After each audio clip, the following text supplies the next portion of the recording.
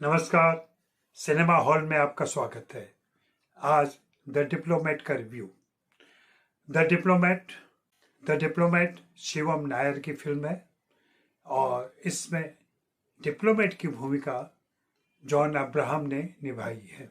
अभी के समय के मशहूर और समर्थ लेखक रितेश शाह ने सच्ची घटनाओं पर इस फिल्म को लिखा है। 2017 की बात है, ज़्यादा पुरानी बात नहीं है।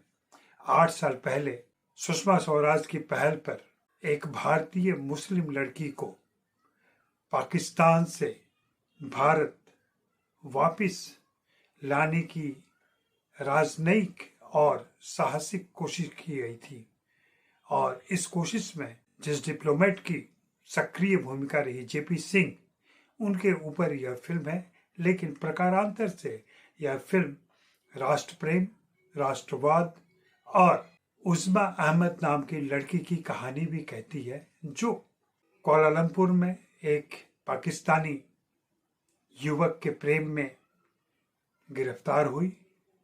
वह पाकिस्तान पहुंची और पाकिस्तान पहुंचने के बाद जब उसे सच्चाई की जानकारी मिली तो वह वहां से वापस अपने देश लौटने के लिए बेताब हुई।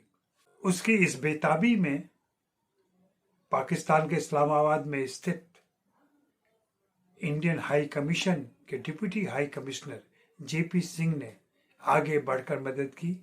उन्होंने हिम्मत, चातुर्य, बुद्धि, राजनय और अन्य तरकीबों से इस मुश्किल काम को संभव किया। फिल्म में थोड़ी सी दिक्कत है रिसर्च की।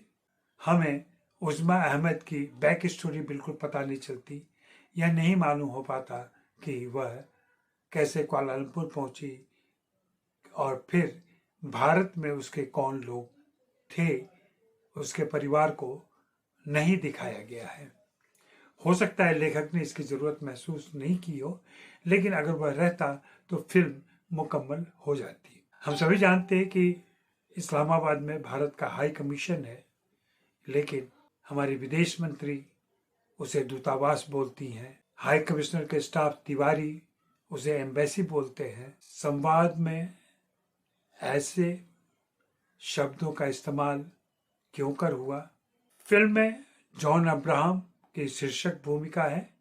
उन्होंने अपने किरदार को मिजाज के साथ पकड़ा है और उसे पर्दे पर पेश किया है।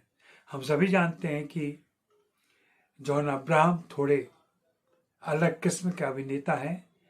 भावों को अभिव्यक्त करने में, इमोशन जाहिर करने में उनकी मांसपेशियां ज़्यादा काम नहीं करती हैं। उनके चेहरे पर एक तनाव सा हमेशा रहता है, लेकिन वही तनाव इस फिल्म में उपयुक्त हो गया है द डिप्लोमेट में।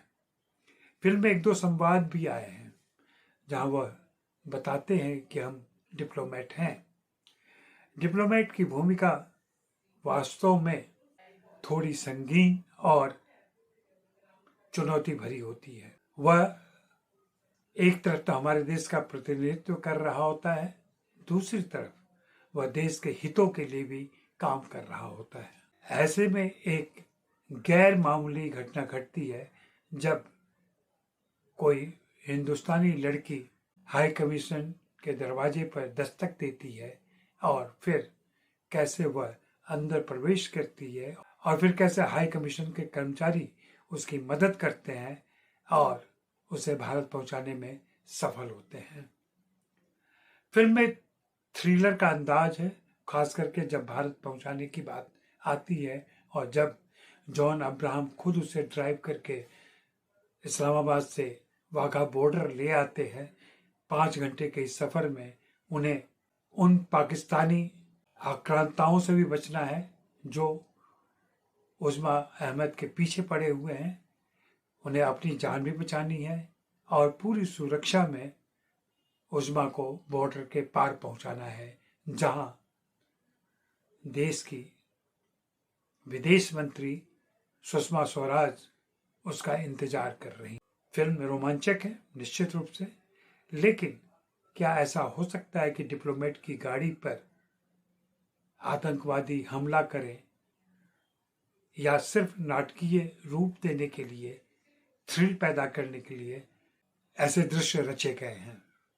जो भी हो, इस फिल्म को देखते हुए कम से कम इस बात का एहसास होता है कि राष्ट्रवाद की फिल्में ऐसी भी बन सकती हैं।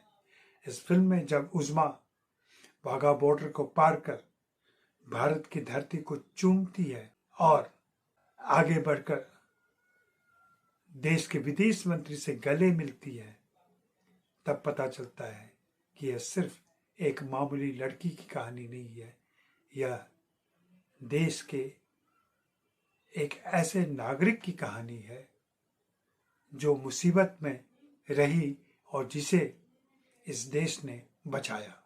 फिल्म के आखिर में वास्तविक प्रेस कॉन्फ्रेंस भी दिखाया गया है।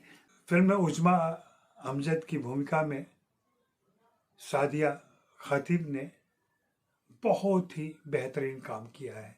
उन्होंने उमजा के दर्द, दंश, पीड़ा और तकलीफ को अच्छी तरीके से पर्दे पर पेश किया है। साथ में शारिब हाशमी छोटी सी भूमिका है तिवारी की, लेकिन वे अपने अंदाज और संवाद से हादसे भी पैदा करते हैं और याद भी रह जाते हैं। कुमुद मिश्रा पाकिस्तानी वकील की भूमिका में सहानुभूति अर्जित कर, उनकी पत्नी भी, जो कि लगभग चुप रहती हैं, लेकिन उन दो दृश्यों में ही वह असर छोड़ जाती हैं। जगजीत संधू और भवानी मुजामिल ने पाकिस्तानी किरदारों को उनकी रंगत के साथ अच्छी तरह पर्दे पर उतारा है।